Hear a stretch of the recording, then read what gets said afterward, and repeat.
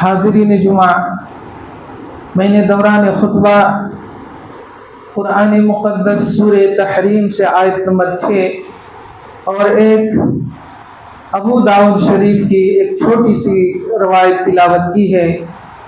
उन्हीं आयत को सामने रखते हुए आज का खुतबा जुमा तरबियत औलाद के ताल्लुक़ से होगा इंशाअल्लाह। अल्लाह ताला से तवक्को हूँ कि अल्लाह ताला मुझे सही और हक़ बात कहने की तौफीक दे, साथ ही हम सबको उस पर अमल पैरा होने की तौफीक अता फरमाए, आमीन।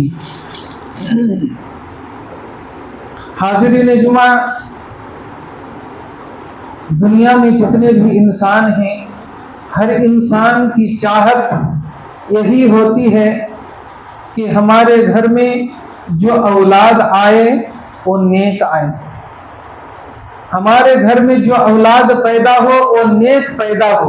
हर इंसान की ख्वाहिश होती है, लेकिन सिर्फ ये ख्वाहिश ही कर लेना हमारे लिए काफ़ी है या उसके पीछे हमें कुछ करना पड़ेगा या हमारे ऊपर कुछ जिम्मेदारी है।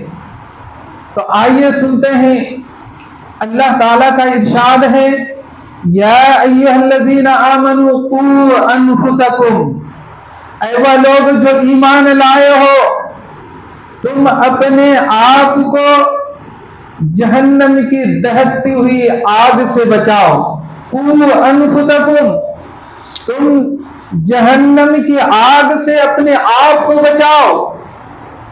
व अहलीकुम नारा, और तुम्हारी औलाद को भी उस दहकती हुई आग से बचाओ।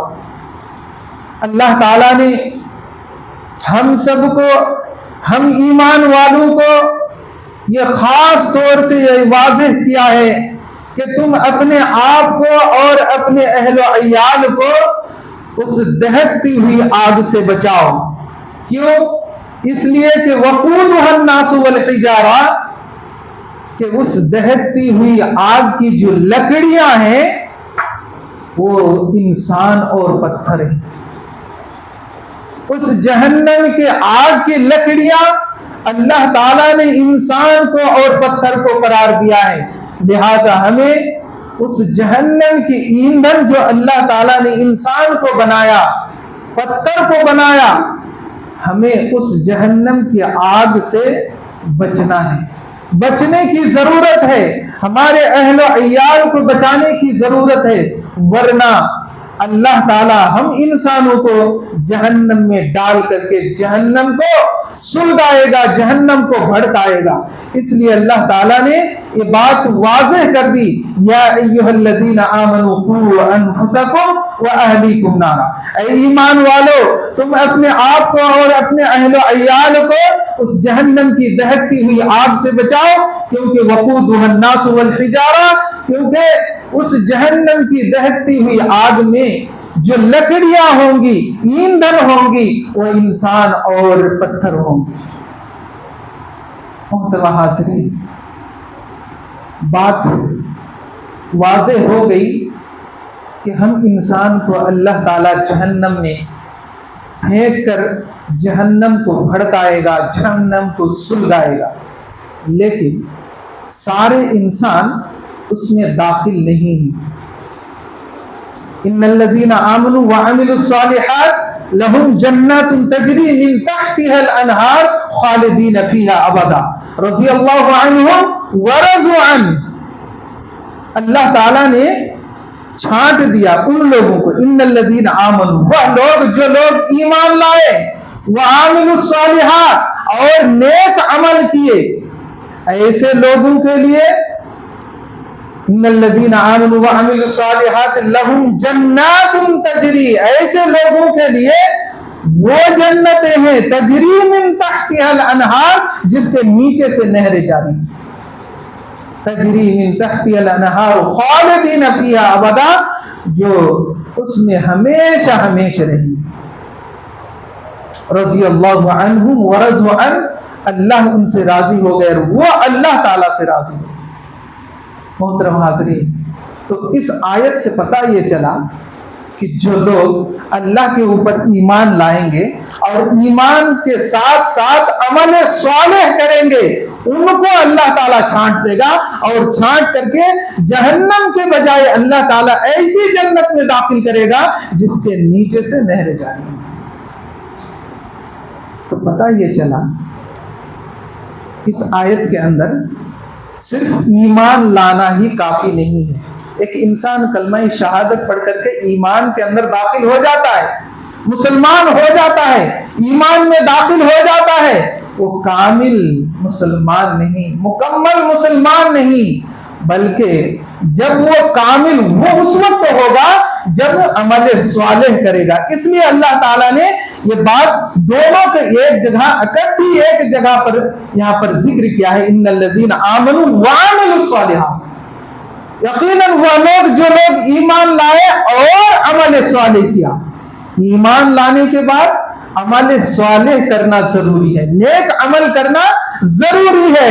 नेक अमल नहीं करेंगे तो फिर यानी ईमान वालों के अलावा दिगर लोग हैं जो काफिर लोग हैं, उनका जो हाल होगा उनका भी वही हाल होगा जो सिर्फ ईमान लाते हैं, कलमा शहादत पढ़ते हैं, अमल स्वालेह नहीं करते, उनका भी वही हाल है। इस आयत में ये बात बिल्कुल खुलासा कर दिया है। तो पता ये चला हमें ईमान के साथ साथ अमल स्वालेह करना है, और अमल स्वालेह करेंगे तो अल्लाह ताला जहन्नम के बजाय जन्नत में दाखिल करेंगे और उसमें हमेशा हमेशा रहेंगे। अल्लाह उनसे राजी हो जाएगा, वो अल्लाह से राजी हो जाएगा। तो मोहतरम नाज़रीन, मोहतरम हाज़रीन, पता ये चला कि अल्लाह ताला ने हमें अपने आप को और अपने अहल व अय्याल को उस दहकती हुई आग से बचाने का हुक्म दिया। हम कैसे बचाएंगे अपने बाल बच्चों को, अपने आप को? तो बचने का पहला तरीका ईमान लाना और अमल स्वालेह करना। पहला तरीका ईमान लाना और ईमान के साथ साथ नेक अमल करना। यह है पहला तरीका जो उस जहन्नम की दहकती हुई आग से बचा जा सकता है। उसके बाद अल्लाह ताला ने हमारे दरमियान नबी करीम सल्लल्लाहु अलैहि वसल्लम के मुंह ज़बानी दो बातें कहलवाई। हज्जतुल विदा के मौके पर अल्लाह के रसूल सल्लल्लाहु अलैहि वसल्लम ने इरशाद फरमाया, ऐ मेरे साथियों सुनो, तरक्तु फीकुम अमरैन लन तज़िल्लु मा तमस्सकतुम बिहिमा किताबल्लाहि व सुन्नती। क्या मेरे साथियों सुनो, मैं तुम्हारे दरमियान दो चीज छोड़कर जाता हूं। तरक्तु फीकुम अमरैन, मैं तुम्हारे दरमियान दो चीज छोड़कर जाता हूं। मा तमस्सकतुम बिहिमा, तुम लोग जब तक उन दोनों चीजों पर अमल पैरा रहोगे, मजबूती से थामे रहोगे, उसके ऊपर अमल करते रहोगे, मा तमस्सकतुम बिहिमा, तो तब तक तुम लोग गुमराह नहीं होगे। लन तज़िल्लु, हरगिज़ तुम लोग गुमराह नहीं होगे। वो दो चीजें क्या है? किताबुल्लाह व सुन्नती, एक अल्लाह ताला की किताब और नबी करीम सल्लल्लाहु अलैहि वसल्लम की सुन्नत। इन दोनों चीजों के ऊपर अमल करते रहेंगे, अमल पैरा होते रहेंगे। जिस चीज से हमें मना किया उस चीज से रुक जाएंगे, जिस चीज को हमें करने का हुक्म दिया उस चीज को बजा लाएंगे। यही दीन है, यही हिदायत का रास्ता है, और इहदिनस सिरातल मुस्तकीम यही। तो मोहतरम नाज़रीन, बात करनी है औलाद के ताल्लुक से। हम औलाद को अच्छी तरबियत कैसे देंगे? आइए कुरान और हदीस की रोशनी में चंद मिसालें सुन लेते हैं। अल्लाह ताला ने हजरत लुक़मान हकीम का वाक़या सूरतुल लुक़मान में वाक़या जिक्र किया है। लंबा वाक़या है, पूरा एक रुकू का वाक़या है। उसको आप पढ़ेंगे, नजर गायब से नजर अमीक से पढ़ेंगे तो इंशाअल्लाह आपको बहुत कुछ इल्म हासिल होगा। हजरत लुक़मान ने अपने बेटों से कहा, अपने बेटों को वसीयत करते हुए तरबियत कर रहे हैं, उन्हें नसीहत कर रहे हैं। या बुनैया, ऐ मेरा बेटा सुन, ला तुशरिक बिल्लाह, अल्लाह के साथ किसी को शरीक मत ठहराना। तरबियत दे रहे हैं, तालीम दे रहे हैं। ला तुशरिक बिल्लाह इन्ना शिर्क लज़ुल्मुन अज़ीम। क्यों? इसलिए कि शिर्क बहुत बड़ा जुल्म अज़ीम। हजरत लुकमान हकीम अपने बेटों को तरबियत दे। फिर कहे या बुनैया अक़िमिस सला, ऐ मेरा बेटा नमाज कायम करते रहना, व अम्र बिल मारूफ, और नेक बातों का हुक्म देना, वनहा अनिल मुनकर, और बुरी बातों से रोकना, वस्बिर अला मा असाबक, और जब तुम्हारे ऊपर कोई मुसीबत आए तो उसके ऊपर सब्र करना। इन्न ज़ालिका मिन अज़्मिल उमूर, यकीनन ये बहुत ही हिम्मत वाला काम है। हजरत लुकमान हकीम अपने बेटों को बिठा करके ये नसीहत कर रहे हैं, तालीम और तरबियत दे रहे हैं।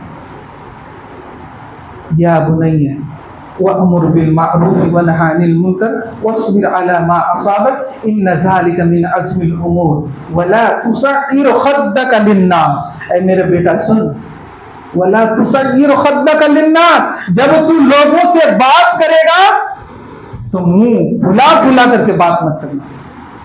खद्दक लिन्नास, खद कहते हैं खद्दों के माना गाल, खद्दक लिन्नास, तुम लोगों से बात करते हुए मुंह फुला फुला करके बात मत करना। वला तमशी फिल अर्ज़ि मरहा, और एक बात सुन, जब तू जमीन पे चलना तो अकड़ अकड़ करके मत चलना, नरमी से चलना। वला तमशी फिल अर्ज़ि मरहा इन्नल्लाह ला युहिब्बु कुल्ला मुख्तालिन फखूर, इसलिए कि अल्लाह ताला फख्र करने वालों को पसंद नहीं करता। ये जमीन पे अकड़ अकड़ के चलना ये तकब्बुराना अलामत है, इसमें किब्र पाया जाता है। इसलिए हजरत लुकमान हकीम ने अपने बेटे को वसीयत की, इन्नल्लाह ला युहिब्बु कुल्ला मुख्तालिन फखूर वक़सिद फी मश्इका वग़ज़ुज़ मिन सौतिक, तुम जब चाल चलो तो दरमियानी चाल चलो, और जब तुम बात करो तो दरमियानी बात करो, इनकी अपनी आवाज को दरमियानी आवाज निकालो। वक़सिद फी मश्इका वग़ज़ुज़ मिन सौतिक इन्ना अनकरल अस्वाति लसौतुल हमीर, यकीनन आवाजों में सबसे बुरी आवाज और सबसे घटिया आवाज गधे की आवाज है। ये सारी तालीमात हजरत लुकमान अलैहिस्सलाम ने अपने बेटों को, सिर्फ यही नहीं, हजरत दाऊद अलैहिस्सलाम ने अपने बेटों को अपनी मौत से कबल जमा की, और जमा करने के बाद पूछा, ऐ मेरे बेटे मा तअबुदून मिन बादी, मेरे बाद तुम लोग किसकी इबादत करोगे? बेटों को बिठा करके पूछा हजरत दाऊद अलैहिस्सलाम, मा तअबुदून मिन बादी, कि मेरे बाद तुम लोग किसकी इबादत करोगे? तो बेटों ने कहा, क़ालू नअबुदु इलाहका व इलाहा आबाइका इब्राहीमा व इस्माईला व इसहाका, ऐ मेरे वालिद मोहतरम, आपके बाद हम उसी की इबादत करें। कालू नअबुदु इलाहका, हम इबादत करेंगे आपके माबूद की, व इलाहा आबाइका, और आपके अब्बा के मालिक, यानी आपके और आपके अब्बा के जो मालिक है, खालिक है, हम उनकी इबादत करेंगे। इलाहा आबाइका इब्राहीम व इस्माईला व इसहाक, हम आपके अब्बा इब्राहिम, इसहाक, इस्माइल के रब की इबादत करेंगे। इलाहु वाहिदा, और ये सब के यानी वाहिद अकेला एक रब है, जो इब्राहिम अलैहिस्सलाम का रब है, इस्माइल का भी वही है, इसहाक का भी वही है, और आपका भी वही है, और हमारा भी वही है। व नहनु लहु मुस्लिमून, और हम सब मुसलमान हैं, ईमान वाले। किसने जवाब दिया? हजरत दाऊद अलैहिस्सलाम ने अपने हजरत बेटों से पूछा, तो बेटे ने बाप को जवाब दिया। ये तरबियत है मोहतरम नाज़रीन, हमें तरबियत की बहुत ज़रूरत है, अशद ज़रूरत है। ये वक्त ऐसा चला है, ये दौर ऐसा चला है कि हमारे बच्चे बिगड़ने में वक्त नहीं लगता, बिगड़ने में वक्त नहीं लगता, लेकिन सुधारने के लिए आपको एक मुस्तकिल लंबा टाइम चाहिए, लंबा वक्त चाहिए। लेकिन बिगड़ने से पहले हम अपने बच्चों को क्यों ना संवार लें, तालीम और तरबियत देकर, अच्छी तालीम और तरबियत देकर क्यों ना संवार लें। अल्लाह के रसूल सल्लल्लाहु अलैहि वसल्लम ने इरशाद फरमाया, तालीम और तरबियत के ऊपर देखिए ये हदीस हजरत अम्र इब्न आस रज़ियल्लाहु ताला अन्हु हदीस के रावी हैं और इस हदीस को इमाम अबू दाऊद रहमहुल्लाह ने अपनी सही दाऊद के अंदर नकल किए हैं। बयान फरमाते हैं मुरू औलादकुम, ऐ लोगो सुनो तुम अपने औलाद को हुक्म दो, मुरू औलादकुम बिस्सलाह, तुम अपने औलाद को नमाज का हुक्म दो, नमाज पढ़ने की तलकीन करो, नमाज पढ़ने की ताकीद करो। मुरू औलादकुम बिस्सलाती वहुम अबनाउ सब'i सिनीन, जब तुम्हारे बच्चे, जब तुम्हारे औलाद 7 साल के हो जाए, 7 साल के हो जाए तो उन्हें नमाज पढ़ने की ताकीद करने का हुक्म दिया, नमाज पढ़ने का हुक्म दिया। हुक्म देते रहे, बच्चे पढ़ते हैं तो अच्छी बात है, नहीं पढ़ते हैं इधर उधर भागते रहते हैं तो अल्लाह के रसूल सल्लल्लाहु अलैहि वसल्लम ने दूसरा हुक्म जारी फरमाया, वज़रिबूहुम अलैहा वहुम अबनाउ अशरिन, उन्हें मारो, नमाज अगर नहीं पढ़ते हैं तो उन्हें मारो। कब? जब तुम्हारे बच्चे की उम्र 10 साल हो जाए। वज़रिबूहुम अलैहा वहुम अबनाउ अशरिन, और जब तुम्हारे बच्चों की उम्र 10 साल हो जाए और नमाज ना पढ़े तो उन्हें मारो, मार करके नमाज पढ़ाओ।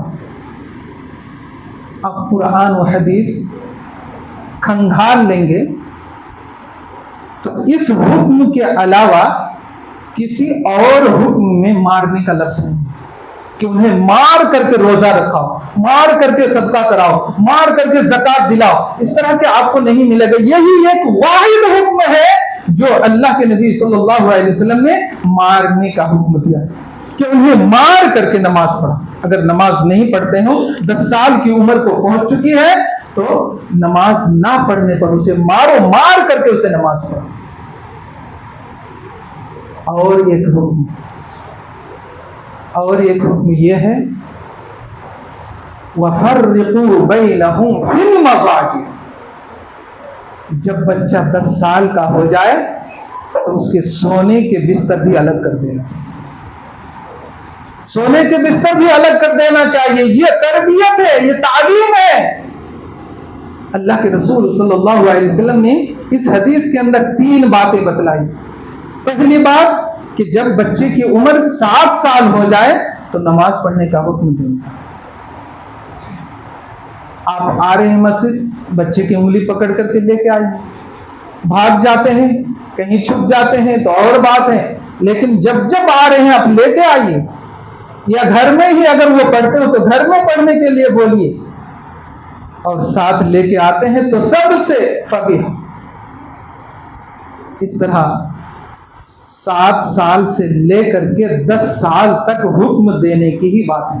और 10 साल को जैसे ही पहुंच जाए बच्चा अगर नमाजी बन जाता है तो आपके लिए बहुत बड़ा खैर खां, आपके लिए एक सदक़ाए जारिया बन जाएगा। और अगर बच्चा नहीं पढ़ता है तो उन्हें मारने का हुक्म दिया, वज़रिबूहुम अलैहा वहुम अबनाउ अशरिन का, कि जब तुम्हारे बच्चे 10 साल के हो जाए, नमाज नहीं पढ़े तो उन्हें मारो, मार करके नमाज पढ़ो और उनके सोने के बिस्तर अलग कर दो।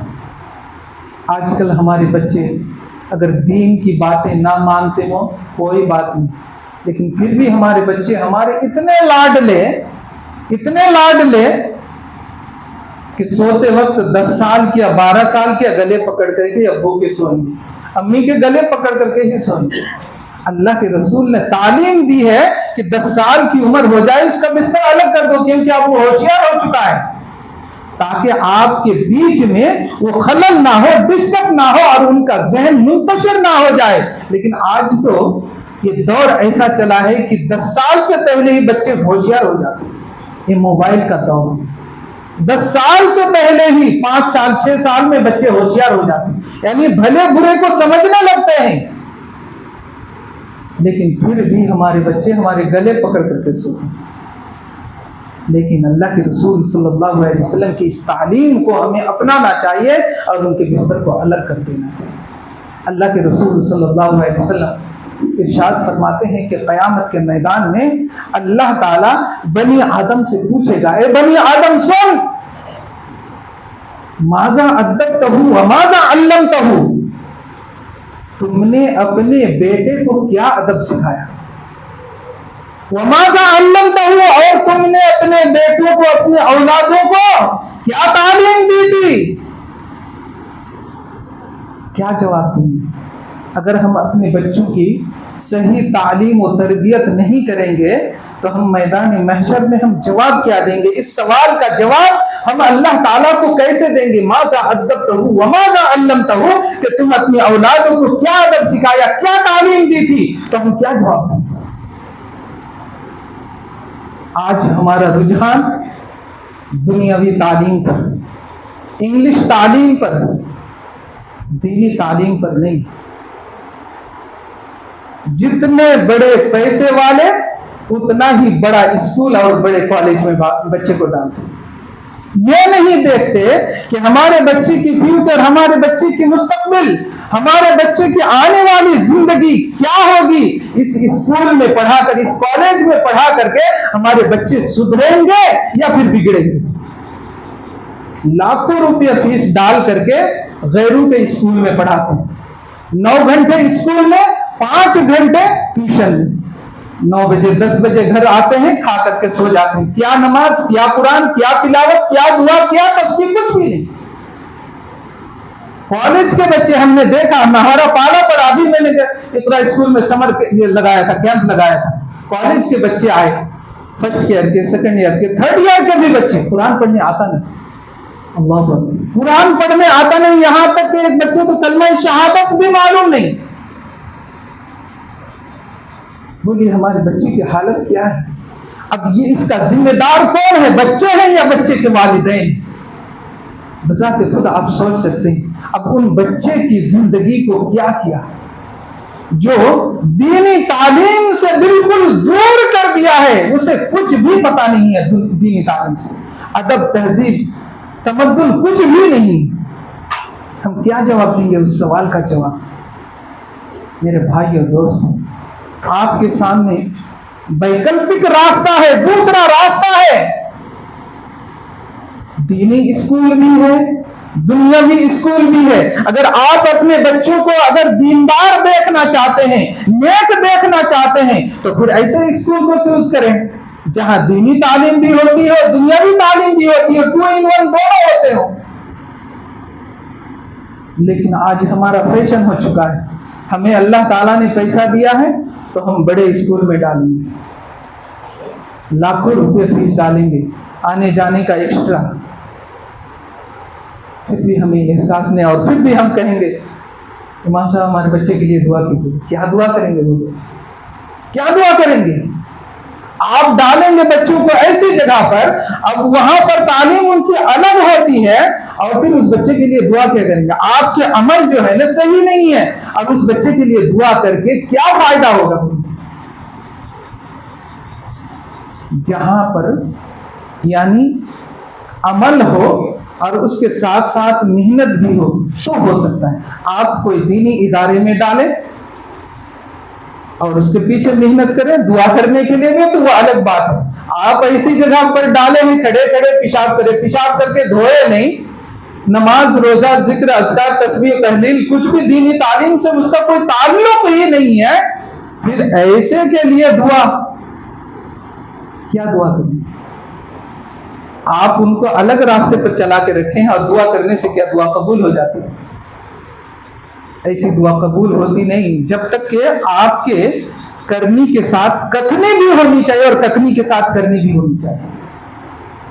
इसलिए मेरे भाई और दोस्तों, बुरा ना लगाएं, हमारे बच्चों की फ्यूचर के लिए आपके बच्चे हमारे पास आते हैं तो हम हमारे बच्चे बोलते हैं, क्यों? आपने हमारे भरोसे पर आपने छोड़ करके गए, इसलिए हमारे बच्चे बोलते हैं। आपके सबके घर में बच्चे होते हैं, बच्चों की फ्यूचर, बच्चों की लाइफ, बच्चों की मुस्तकबिल हर इंसान अच्छा देखना चाहते हैं, लेकिन देखना उसी वक्त आप अच्छा समझेंगे जब आपका अमल सही होगा, आपका अमल दुरुस्त होगा, आप सही जगह पर डालेंगे, सही तालीम और तरबियत देंगे तो फिर सही होगा। थोड़ा सा आगे हट करके बैठेंगे। आने वालों को थोड़ा जगह मिल जाए। मोहतरम सामीन, आइए एक प्यारी हदीस सुन लेते हैं। अल्लाह के रसूल सल्लल्लाहु अलैहि वसल्लम ने इरशाद फरमाया, अला कुल्लुकुम राइन व कुल्लुकुम मसऊलुन अन रअयतिही। ऐ लोगों, तुम सब जिम्मेदार हो, तुम सब जिम्मेदार हो। व कुल्लुकुम मसऊलुन अन रअयतिही, और तुम्हारी जिम्मेदारी के ताल्लुक से तुमसे पूछगछ किया जाएगा, तुमसे सवाल किया जाएगा।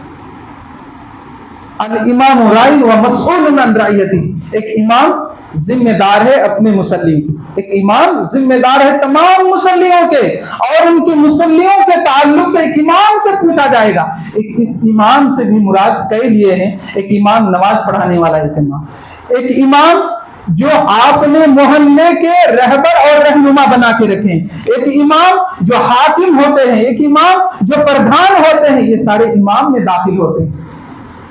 तो वो अपनी अपनी रईयत के मुतालिक अल्लाह ताला सवाल करेगा उस इमाम से।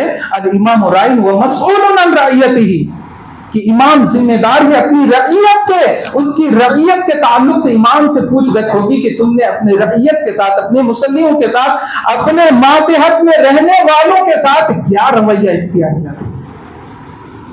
सवाल वर्रजुल राइन फी अहलिही, एक मर्द जिम्मेदार है अपने घर के, बीबी बच्चे तमाम जो उनके अंडर में है, सारे के जिम्मेदार एक मर्द हैं। उस मर्द से सवाल किया जाएगा कि तुमने अपने बीबी बच्चों के साथ, घर में जितने भी आदमी थे उनके साथ क्या सलूक किया, क्या बर्ताव किया, क्या तालीम और तरबियत दी, ये सवाल होगा। वर्रजुल राइन व मसऊलुन अन रअयतिही वल मरअतु राइयतुन फी बैति ज़ौजिहा व मसऊलतुन अन रअयतिहा, और घर की औरत यानी बीवी जिम्मेदार है शौहर के घर के तमाम माल व असबाब की। शौहर घर छोड़ करके चले जाते हैं, उनके बाल बच्चे, घर द्वार, माल मता, सारी जिम्मेदारी किनके ऊपर? बीवी के ऊपर। बीवी को ऐसा ना समझे, उनके ऊपर भी बड़ी जिम्मेदारी है। उस जिम्मेदारी के ताल्लुक से बीवी से भी पूछा जाएगा कि तुमने अपने शौहर के माल व मता और अपने बाल बच्चों और इज्जत व आबरू की हिफाजत की थी या नहीं। वल खादिमु राइन अला माल सय्यदिही व मसऊलुन अन रअयतिही, और एक खादिम, एक नौकर अपने आका, अपने कफील, अपने मालिक के माल के जिम्मेदार है। उनके माल के ताल्लुक से उन नौकर से, उन चाकर से सवाल किया जाएगा। अला कुल्लुकुम राइन व कुल्लुकुम मसऊलुन अन रअयतिही, ऐ लोगों, तुम सब जिम्मेदार हो और तुम सब जिम्मेदारी के ताल्लुक से तुमसे सवाल किया जाएगा। मोहतरम सामने इस हदीस के अंदर एक मर्द की बात आई, एक औरत की बात आई। घर के दोनों मियाँ बीवी जोड़े, दोनों की जिम्मेदारी घर की, शौहर को घर के बाल बच्चे, उन तमाम रोजी नान नफका सारी जिम्मेदारी उनके ऊपर, और बीवी की जिम्मेदारी शौहर के माल और मता, उनके औलाद और उनके घर द्वार, सारी जिम्मेदारी उनके ऊपर। जब सवाल किया जाएगा तो हम क्या जवाब देंगे? हमने अपने बाल बच्चों को क्या तालीम दी थी? माजा अद्दबतहु व माजा अल्लमतहु, कि हम यही जवाब देंगे, हम इंग्लिश सिखाया था, टिंकू टिंकी सिखाया था, रिंकू सिखाया था, यही जवाब देंगे। मोहतरम सामी, कहने की बहुत सारी बातें हैं, वक्त ज्यादा हो चुका है। एक और हदीस, आजकल एक फैशन चला है हमारे समाज के अंदर, छोटे छोटे बच्चे हेयर कट, इधर से सफाचट, इधर से सफाचट, उसके अंदर फिर बीच में दो सीजर की कटिंग होती है, लगता है कि कौवा वहां चोंच मारा है। हंसने की बात नहीं, बड़ी दुखद बात है। वो छोटे बच्चे, मासूम बच्चे, क्या उन्हें पता था, क्या उन्हें पता था कि हमें ऐसी कटिंग करनी चाहिए, वहां कैंची भी मारनी चाहिए, इधर दो इधर दो? ये कौन कराए? उस बच्चे को कौन लेके गया था नाई के पास? बाप ही लेके गए थे। कटिंग कराए बाप ने, हाँ ऐसा करो, ऐसा कटिंग करो। कटिंग करवाया, 100 रुपये निकाल के दिया, 150 रुपया निकाल के दिया। जिम्मेदार कौन बना? बाप बने। बच्चे को कुछ भी पता नहीं था, लेकिन उस कटिंग को करवाए कौन? बाप करवाए। ये अदब, ये तहजीब, इस ताल्लुक से अल्लाह के रसूल सल्लल्लाहु अलैहि वसल्लम ने इरशाद फरमाया। इमाम बुखारी रहमतुल्लाह अलैह ने बाकायदा एक बाब कायम किया, बाबू मा जा नहा अनिल क़ज़ा, कज़ा करने से मना फरमाया। कज़ा कहते हैं, एक मतलब अल्लाह के रसूल सल्लल्लाहु अलैहि वसल्लम कहीं जा रहे थे, रास्ते के किनारे छोटा बच्चा खेलता हुआ नजर आया। इस हदीस को जब मैंने पढ़ा तो गौर किया तो मुझे ऐसा लगा कि शायद ये कटिंग उस जमाने से ही है। तो देखा अल्लाह के रसूल सल्लल्लाहु अलैहि वसल्लम चले जा रहे थे, बाजू में एक बच्चा खेल रहा था, उसकी कटिंग देखा, इधर सफाचट इधर सफाचट, बीच में बाल, आजकल के फैशन। उस फैशन कटिंग को मैंने पिग कटिंग डाला है, पिग कटिंग का नाम दिया है। आप देखेंगे पिग के जो रीढ़ की हड्डी है ऊपर की, वहां पर बाल होता है, बॉडी में बाल नहीं होता है। वैसे हमारे बच्चे आजकल कटिंग कर रहे हैं, बीच में छोड़ दे रहे हैं, इधर से बिल्कुल सफाचट, इधर से बिल्कुल जीरो पॉइंट वाला मशीन लगाते हैं और इधर खड़ा करके रखते हैं। तो ऐसे ही बच्चे को अल्लाह के रसूल ने देखा, देखते हुए बच्चे का हाथ पकड़ा, क्योंकि बच्चे थे, मासूम थे, घर पे ले गए। ये बच्चा किनका है? कहा कि मेरा है। ऐसा क्यों कटिंग कराए? अगर कराना हो तो जिस तरह इधर लेबल है बिल्कुल सफाचट है, वैसे ही पूरा करा दो, और छोड़ना है तो जैसे इधर का बाल एकदम बड़ा है वैसे ही पूरा छोड़ दो। अल्लाह के रसूल सल्लल्लाहु अलैहि वसल्लम उस मौके से हदीस फरमाए, नहा अनिल क़ज़ा, क़ाल रसूलुल्लाह सल्लल्लाहु अलैहि वसल्लम, नहा अनिल क़ज़ा, ऐ लोगों क़ज़ा करने से तुम लोग बाज आ जाओ। क्यों? इसलिए कि जहन्नम में जहन्नमी को फेंका जाएगा, उसके यहाँ का बाल पकड़ा जाएगा और कान पकड़ करके उसे फेंक दिया जाएगा। अल्लाह के रसूल सल्लल्लाहु अलैहि वसल्लम ने क़ज़ा करने से मना फरमाया। उस हदीस के अल्फाज में उस कटिंग को क़ज़ा कहा गया। इधर से यानी कुछ हिस्सा को कटिंग कर लेना और कुछ हिस्से को छोड़ देना। तो ऐसा ही होता है, इधर से सफाचट कर लेते हैं, इधर से सफाचट कर ले, बीच में छोड़ देते हैं। तो ऐसा नहीं कि ये कटिंग हमने कराया, हम गार्जियन, हम बाप माँ ने हमने कराया है, तो जिम्मेदार बाप माँ होंगे। इसलिए अल्लाह के रसूल सल्लल्लाहु अलैहि वसल्लम, अला कुल्लुकुम राइन व कुल्लुकुम मसऊलुन, का कि तुम सब जिम्मेदार हो। तो ये जिम्मेदारी हमारी नहीं। फिर हम कहेंगे मौलवी साहब हमारे बच्चे के लिए दुआ कीजिए। अदब तहजीब हर इंसान के लिए है, हर इंसान के लिए जरूरी है। हम अपने बच्चों को जैसा इस्तेमाल करेंगे, जैसा उसे सिखाएंगे, वही सीखेगा।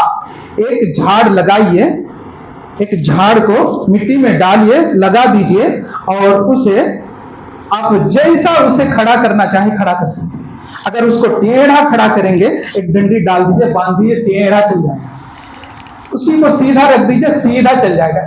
तो वो बच्चे की मिसाल उस झाड़ के जैसे है। आप बच्चे को जिस तरह आप इस्तेमाल करेंगे, जिस तरह तालीम देंगे, वैसे सही तालीम देंगे, सही रास्ते पर खड़ा होगा। अगर गलत तालीम देंगे, गलत रास्ते पर खड़ा होगा। वही बच्चा आपके लिए गले का कांटा बन जाएगा। आज जिस बच्चे को हम लाड प्यार चूमते हैं, चाटते हैं, वही बच्चा हमारे मरने के बाद क्या रब्बिरहम्हुमा कमा रब्बयानी सगीरा पढ़ सकते हैं? अगर तालीम अच्छी होगी तो दुआ पढ़ सकते हैं, रब्बिरहम्हुमा कमा रब्बयानी सगीरा, ऐ मेरे रब तू मेरे माँ बाप पर वैसा ही रहम फरमा जैसा कि उन्होंने हमारे बचपन में रहम किया था। ये तालीम कहाँ पाएंगे? दीनी इदारे में पाएंगे। अगर सही तालीम और तरबियत देंगे तो ये तालीम उनके अंदर होगी, वरना नहीं। इसलिए हमें अच्छी तालीम और तरबियत की ज़रूरत है मेरे भाई और दोस्तों। लिहाजा मैं आपसे यही रिक्वेस्ट करूंगा कि ये वक्त चला है, बहुत ही ख़तरनाक और बहुत ही डेंजर वक्त चला है। हमें अपने आप को भी बचाना है, अपने बाल बच्चों को भी बचाना है, सही रास्ते पर गामज़न करना है, सही रास्ते पर चलने की कोशिश करना है, और जहन्नम की दहकती हुई आग से हमें अपने आप को बचाना है। या अय्युहल्लज़ीना आमनू क़ू अनफुसकुम व अहलीकुम नारा, ऐ ईमान वालों तुम अपने आप को और अपने अहलो अय्याल को जहन्नम की दहकती हुई आग से बचाओ। लिहाजा हम सबको बचाना चाहिए, अपने आप को भी, अपने बाल बच्चों को भी।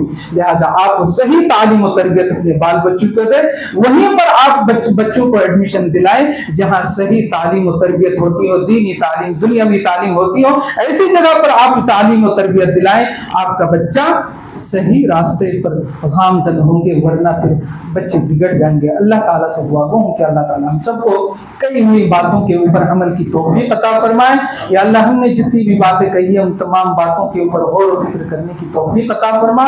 या अल्लाह हमने से जो मुफलिसुल हाल है उनकी मुफलिस को दूर फरमा, हमें से जो मकरूज है उनके कर्ज की अदायगी करने की तौफीक अता फरमा, हमें से जो बेनमाजी है उन्हें नमाज पढ़ने की तौफीक अता फरमा। या अल्लाह हमें से जो मुफलिसुल हाल है, कर्ज है, परेशान है, उनकी परेशानी को अल्लाह ताला दूर फरमा। या अल्लाह तो हमारी दुआओं को अपनी फजल करम से कबूल फरमा। आमीन तक़ब्बल या रब्बल आलमीन। बारकल्लाहु लना व लकुम फिल कुरानिल